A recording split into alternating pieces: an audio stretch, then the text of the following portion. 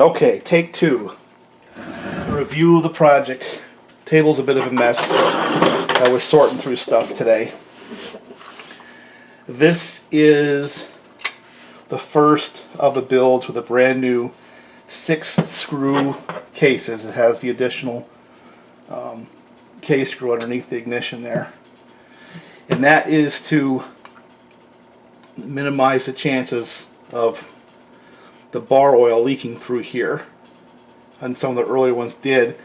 And in talking to Bob, he hasn't had a lot of trouble with the 5-screw cases, and actually my 5-screw case saws, I got 2 of them, never leaked either.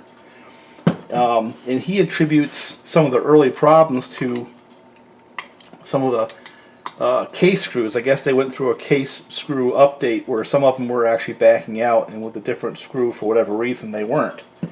And he attributes the leaking to that first generation of saw prior to the case screw service bulletin updates. And I think he's probably right, because he sells a lot of them. The only ones I see, as I had mentioned before, are the broken ones. But my personal experience is my 2 5-screw cased saws, the 555 and the 562 I built, no, they don't leak at all. They're fine. Of course, the 562 I built with a little bit of 1184. Well, this is a 6-screw case. I also built it with 1184. And I also want to comment that on this particular build, it's a no base gasket build with a pop-up, just like the one I did in the prior video. And I can see right along here where there's a little bit of gasket material squished out all around the base of that cylinder, so I know it's got a good bond. And my experience with the 1184 to this point is when I've had to pull cylinders off, they come off hard.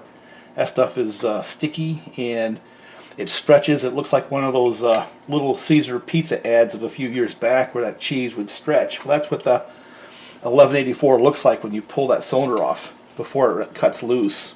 It never does really break off the cylinder base or the cases. You got to take that off mechanically. So I really don't have any doubt that this is going to seal up quite nicely. And the compression's been raised because I've dropped that cylinder almost 30 thousandths. And on this particular build, the pop-up that's in there only has a 12 thousandths cut here, and that sets my squish at 18 thousandths on this saw, so it might run a little better. At least that's the theory. The other thing I did on this particular build, you can't see it on this piston because I didn't do it on this piston, is I took I mashed my finger. I took 30 thousandths off right there to add about 1.5 degrees or so of intake duration. We'll see how that plays out. The build sequence, or the assembly sequence on these, is actually pretty critical.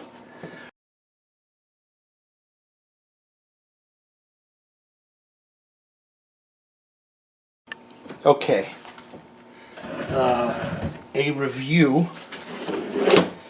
Build order. When you get the new cases in, and please, please, please pay attention to me on this, because if not, you're going to be like that song, Men of Endless Sorrow. When you put together your cases, put together your crank, assemble that the way you would any other saw. And what I did on this one is I put the 2 tighter crank stuffers with just a little bit of 1184 to help glue them on. You got to put in your ignition at this point, and this piece of plastic before you put your cylinder on. Just trust me on that. And when you put this piece of plastic on here, make sure you put that strap on, because remember, this is a new set of cases and it doesn't have that stuff on there. Okay, so cases go together, as cases do. I used a press. I think I have some video where I showed what I used. The very next thing is this piece of plastic with a strap. The strap goes between the plastic and the cases. And while you're doing that, you also have to install your ignition, because the ignition is screwed to the ignition wires are attached to the case here, but more importantly,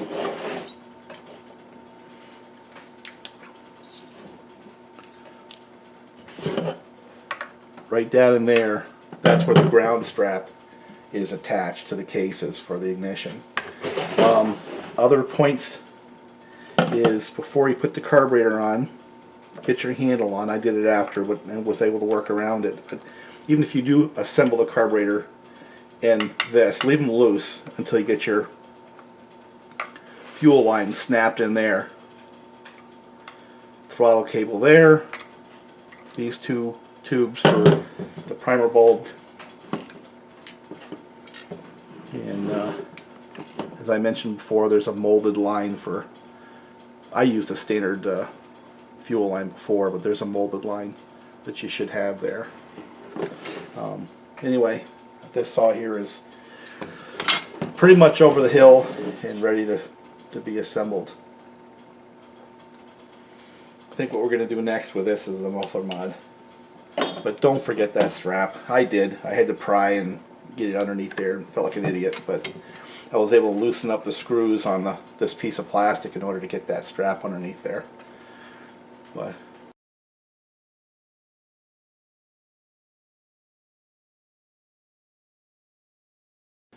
this is what happens when the nylon cages go away from these bearings.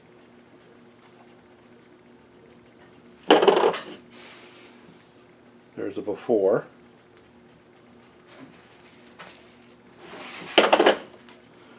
And there's an after. Fortunately for this saw, the nylon just ran up around the top end and made a mess, but didn't ruin the top end. Winter's back.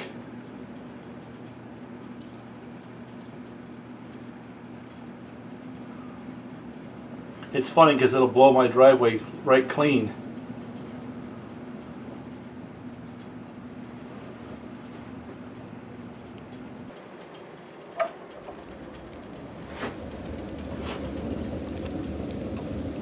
That's why we do the chainsaws right there.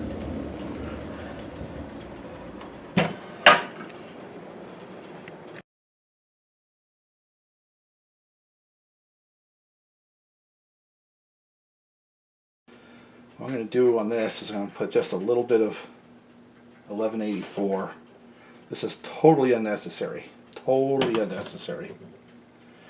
But I'm going to have to do it left-handed because my right hand's a mess.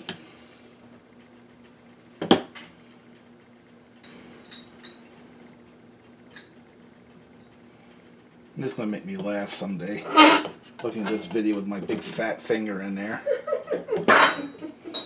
Right until I think of the pain. And then it's not funny anymore because it hurts like a son of a gun. Right tools, Walter J. Yeah, that's the old right tools thing. That's exactly what it is.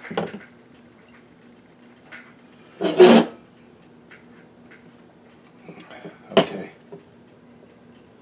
I think I've got a fairly good 1194.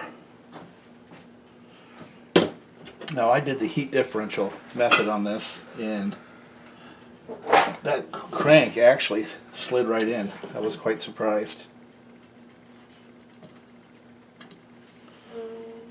Well, you never realize how much you need this little finger until it hurt it, and then it's like, how do you live without it?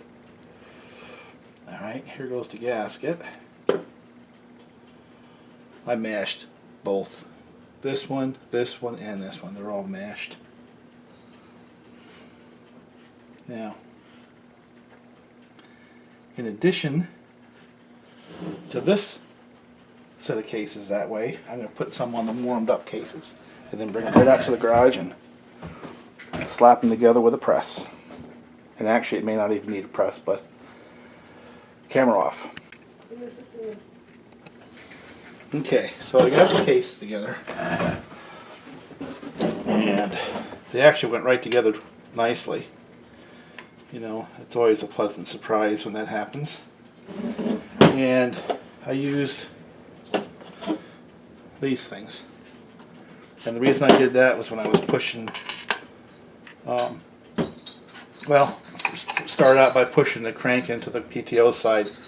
So I set that on there so it was engaged with the inner race of the bearing. So when I pushed the crank in there, it went right nice. And then same on the other side, I took this socket and set it right in here and then flipped it over like that. And then used this and the push there and it just went right together smooth. And I did have the case warm and this one chilled and it almost dropped in. It was very little effort at all. And the reason I know that is because even after I've tightened the case bolts, that crank is free. So there is a new 6-screw set of cases encapsulating an older crank with 1/2 of the case stuffers put on with a little thin film of that. The other half was pretty tight as it was.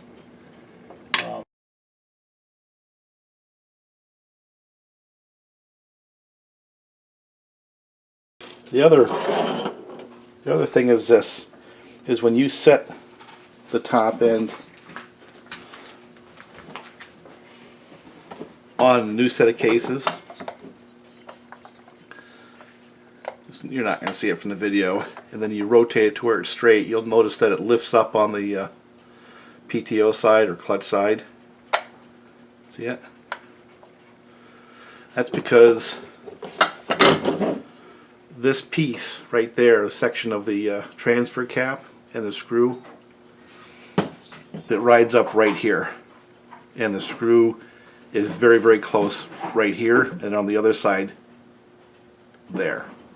So I'm going to relieve a little bit of material from here, here, here, and here. You see the black marks where I highlighted it with a marker.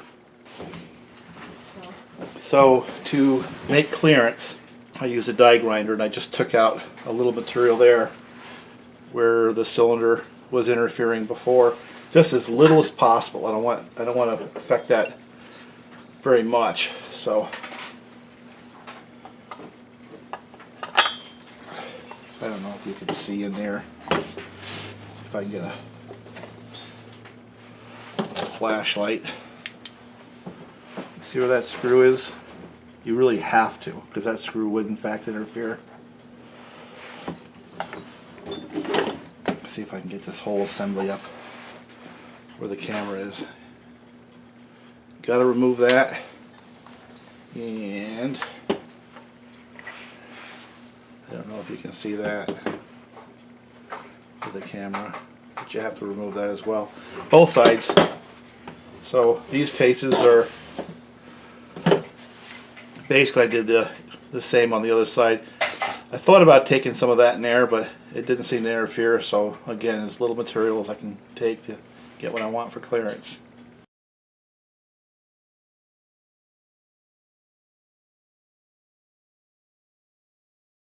I'm going to try something on these cranks. The stuffers are pretty loose. So what I did is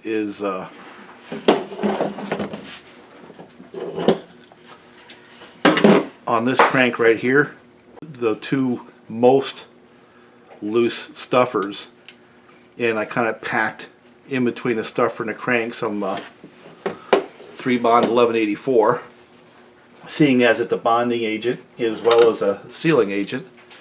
I figured see whether or not a crank with the stuffers glued on with that, the 3-bond 1184, is actually going to last a little longer. May or may not. We're going to put that in a test case saw and find out. But the two stuffers that went on and snapped on are going on this crank right here. And this crank is going in this set of cases after I relieve them. So those are a couple of notes.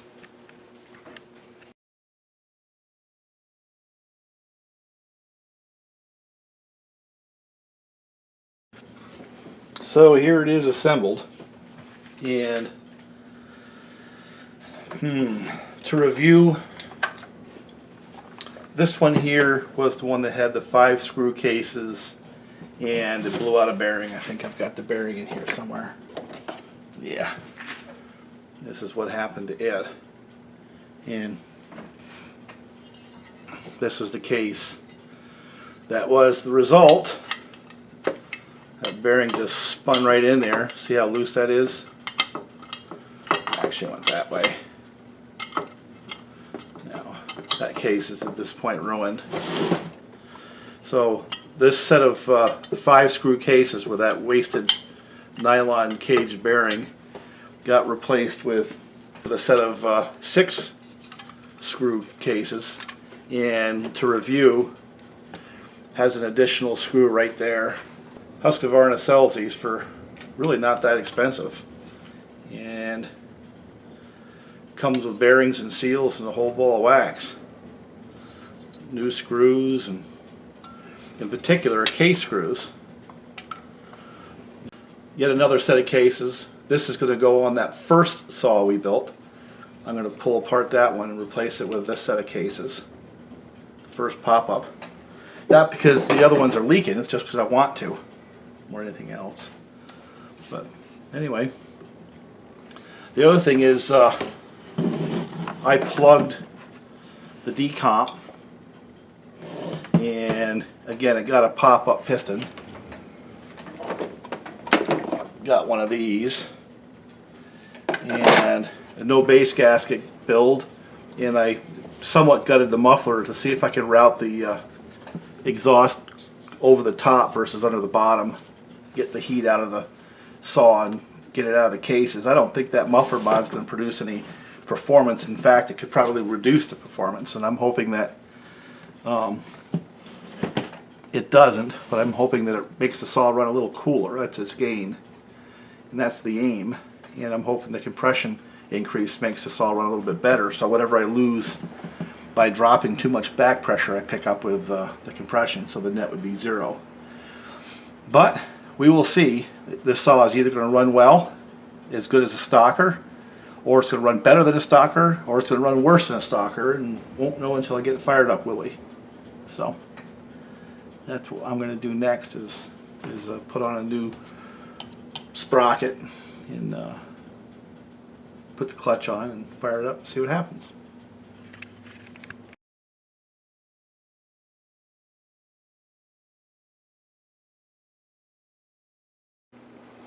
Well, this is another 562 shop notes.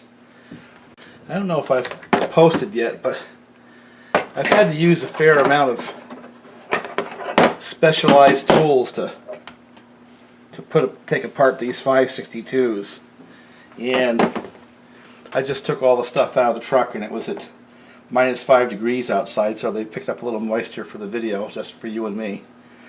But this case splitter is a Husqvarna shop tool, and I think I've got some pictures I'll thread in there, but that was required to split the cases. Yeah, and yes, I had to use that tool. There wasn't any other easy way I could think of. And of course I used my handy dandy 2-jaw puller that I've had since the 70s to pull the flywheel. And I picked up this on eBay for like 25 bucks, and it's a bearing puller.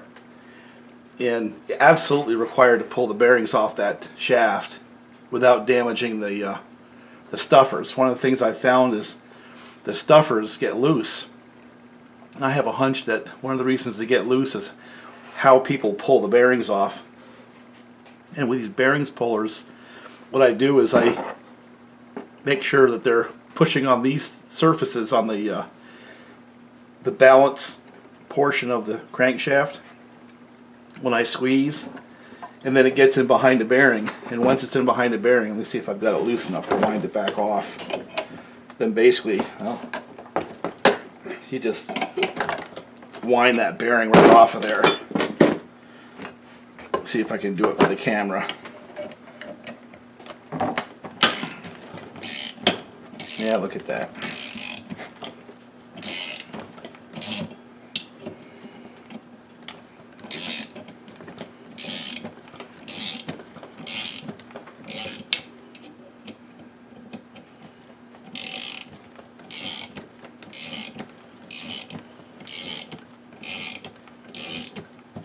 Sure makes things easier. So here's the crank without the bearings on it. One stuffer. Not quite sure what I'm going to do with that yet.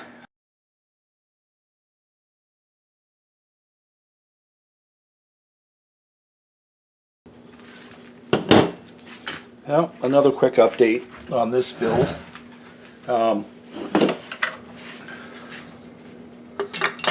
Muffler Mod. And yeah, this is somewhat random. Not pretty. This is as much an experiment as anything else. But what I really wanted to do is try moving the heat from being down here to going across the top. So in that, what I did was I cut through the baffle so that most of the exhaust is going to go right out the top.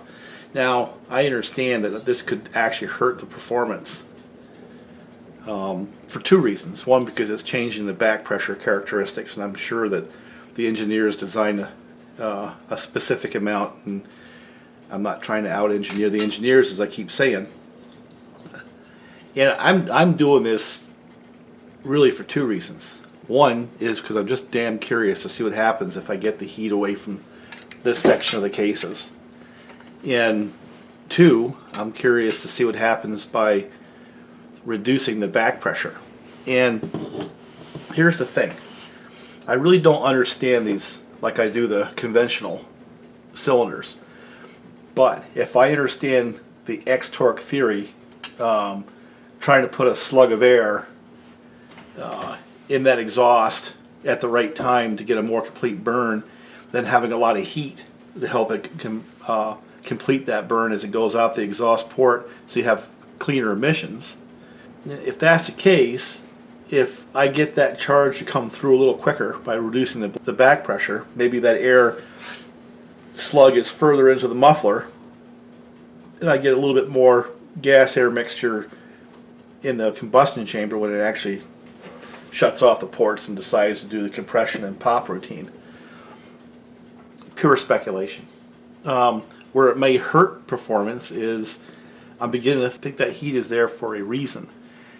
And, you know, I'm speculating it's about retaining the heat in the combustion side, a thermodynamic equation deal. And the more heat you can keep in the system, the more energy is retained in that system. The more heat that goes out the muffler means the more energy that goes out the muffler, which means less energy is converted into rotational motion. It may sound counterintuitive because we spent our entire mechanical life trying to get heat away from critical points because it hurts things. From a thermodynamic perspective, keeping heat in the system actually means that power or that energy can be converted into rotational energy. Now, I'm just guessing. I don't understand. These guys, they do it for a living. This is a hobby for us. By capturing that heat and keeping it in the top end, even though, like I said, it was counterintuitive, you might actually get a more efficient burn and possibly a little more power that way, versus letting that same heat be taken off the engine through the cooling or blowing out the exhaust. So I guess where I'm going with this is, in some twisted logic, I might be actually reducing power by getting that heat out of the engine faster. And what I'm hoping is the increase in compression and reducing the restriction so I can actually get more of a charge into that combustion chamber offsets the amount of energy lost by getting the heat out of the system. So the net, there's a net gain in power versus a a loss because I've chosen to bleed off some energy in the in the exhaust system. I know that sounds convoluted. I'm not sure I'm gonna put it in the video. Maybe I will. But bottom line is this: this is somewhat random in terms of the sizes, but it actually is something I'm trying to do to answer a question, and that's first divert the exhaust to the top side versus having to go down through here and maybe have a little bit less heat in that part of the saw. And second, what happens to the system when I drop the back pressure quite a bit. That's the question. I really don't have an answer. So I am not any way, shape, or form suggesting that somebody copy this.